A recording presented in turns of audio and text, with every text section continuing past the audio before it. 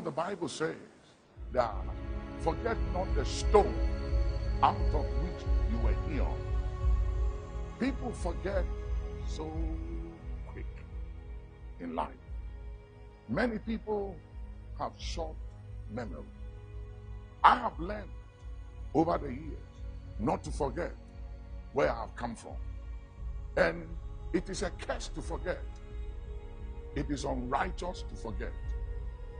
The Bible says God is not unrighteous to forget your labor of love.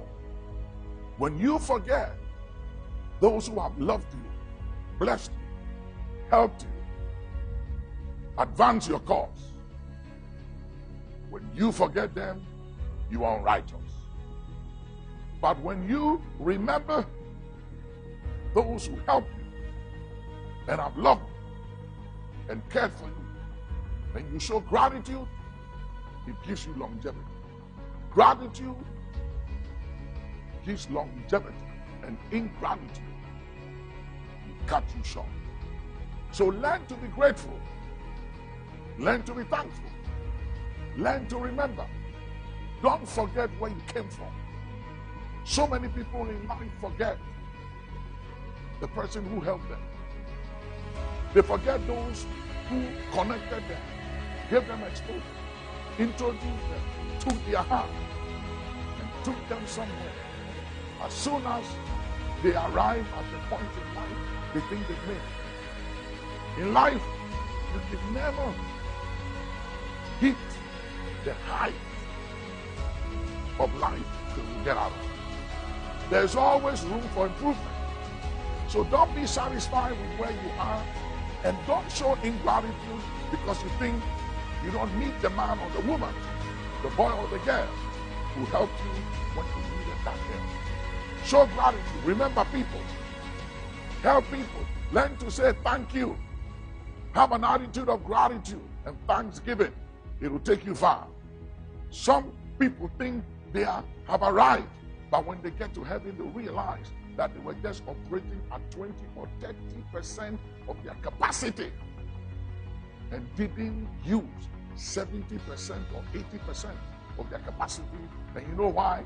Because they got stuck at the place of 70, at the place of 60, 50, or 30% of their capacity.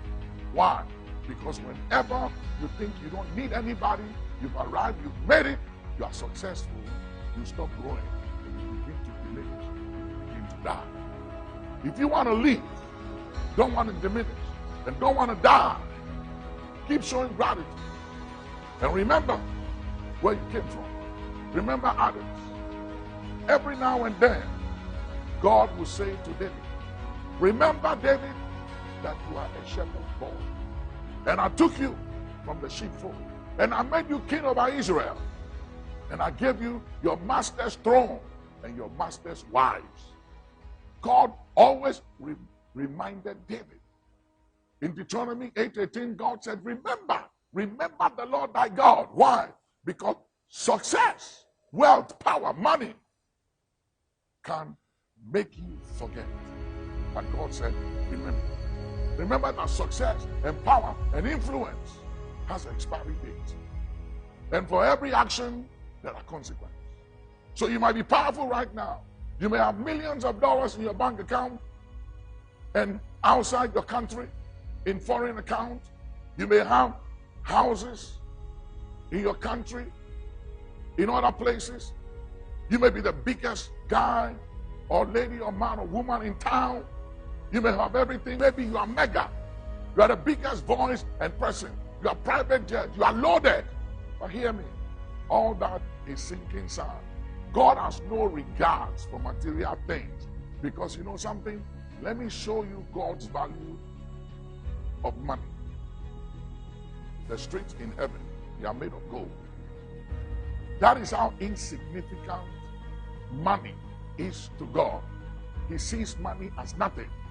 So if your confidence and who you are and how you relate to others, and especially those who have helped you in life before, is derived from material wealth, blessing, and money, or influence or power, you are to be pitied among all men. But if your confidence is derived from this one thing, that you know the Lord, who executes judgment, righteousness, and justice on earth, then you are on a good track in life.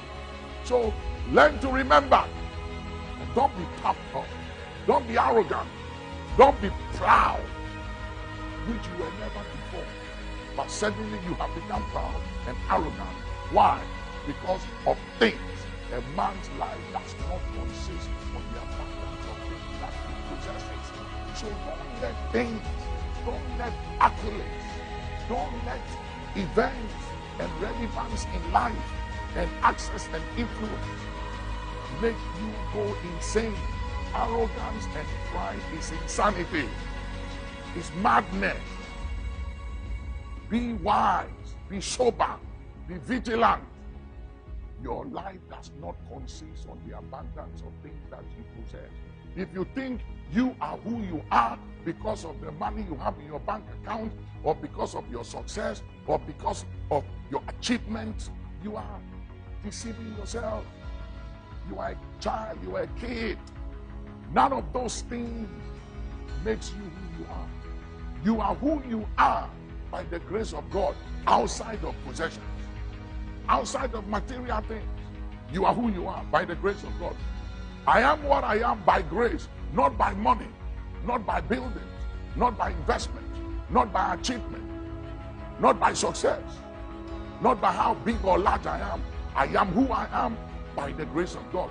The credit must go to the grace of God. Let's give God the credit, and let us not be anything outside of grace. And you will live long and you will go far.